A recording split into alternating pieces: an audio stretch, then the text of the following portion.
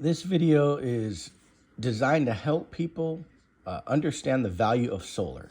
So let's start with today. Let's say today you're paying 150 bucks a month, okay? If you're paying your utility provider 150 bucks a month, then that comes out to $1,800 a year.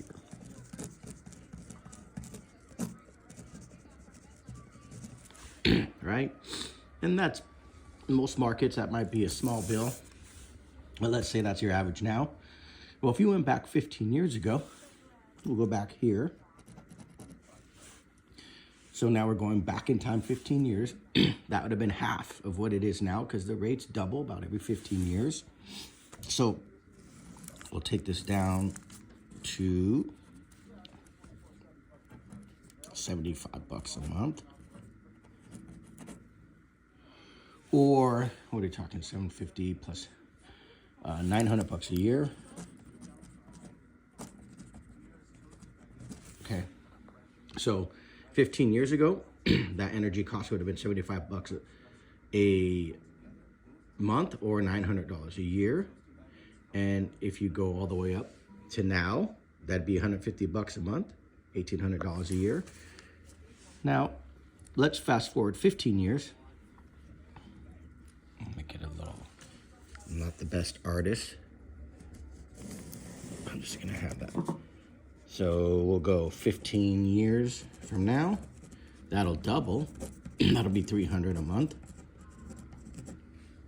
Or 3,000, 3,600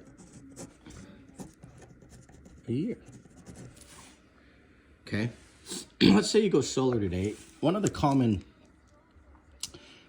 pitfalls people have with solar or concerns is that today their solar payment might be, let's say it's 120.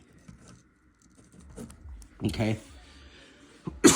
They might look at that 120 today and say, well, I'm only saving 30 bucks because if I don't go solar, I pay 150.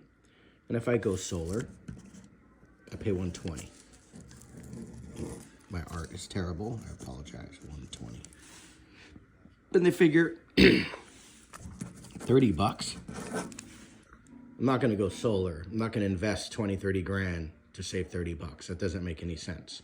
And if that were the case, you'd be 100% right because it doesn't really make sense to make a $20,000, $30,000 investment to save 30 bucks. But that's not why you go solar. So if you don't go solar, your payment to Nevada Energy or Edison or APS or whoever your power provider is continues to go up over time, right? So had you gone solar, you'd have been locked in at 120. And this here is all of your money. Okay? So sticking with your power company, you lose that money. You spend that money goes to them, and it never ever ends.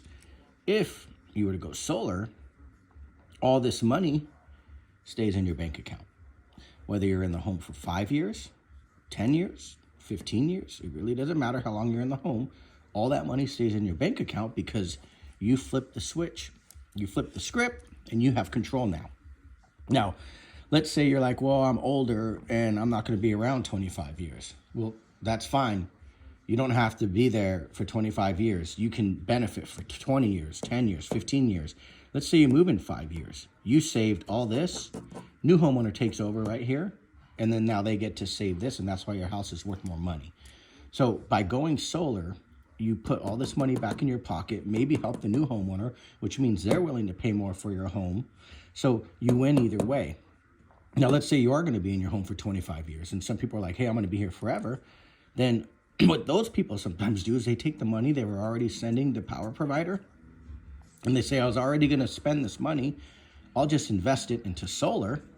And by investing this money into solar, they end up paying it off faster because they gave extra money, all this extra money that wasn't actually due to solar, got paid to it, and now they pay it faster, and now they save even more money. But either way, all you're doing is using the utility provider's money and you're paying for solar. It's not about 30 bucks. It's about tens of thousands of dollars. That's the value of solar. You're using the utility provider's allocated money to save you money, to save you tens of thousands, not 30 bucks, tens of thousands of dollars.